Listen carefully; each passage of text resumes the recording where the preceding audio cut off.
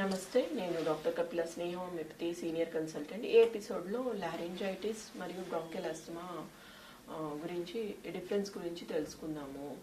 Laryngitis తాత్కాలికమైన సమస్య మరియు బ్రాంకియల్ ఆస్తమా దీర్ఘకాలిక సమస్య.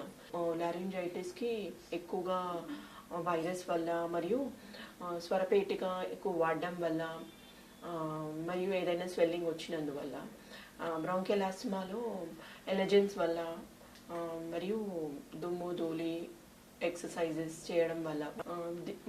ప్రధాన లక్షణాలు లారింజైటిస్లో గొంతు నొప్పి రావడము, గొంతు బొంగురు పోవడము, ఇంకా చివరి స్టేజెస్లో స్వరపేటిక మాట్లాడడం ఇబ్బందికరంగా ఉంటుంది.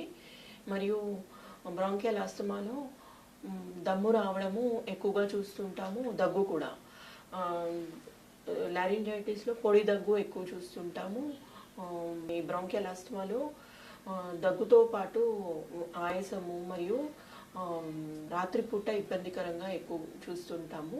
వీజ్ అనేది తెలుస్తుంది. మరి బ్రాంకియల్ ఆస్తమాలో ఛాతిలో వీజ్ అనేది, అంటే గాలి తీసుకున్నప్పుడు శబ్దం రావడము చెస్ట్ నుంచి అగుపడుతుంటుంది. బ్రాంకియల్ ఆస్తమాకి కాలికార్బ్, లారింజైటిస్కి అర్జెంటమ్ నైట్ వంటి మెడిసిన్స్తో పాటు కాన్స్టిట్యూషనల్ మెడిసిన్ ఇవ్వడం జరుగుతుంది. ధన్యవాదాలు.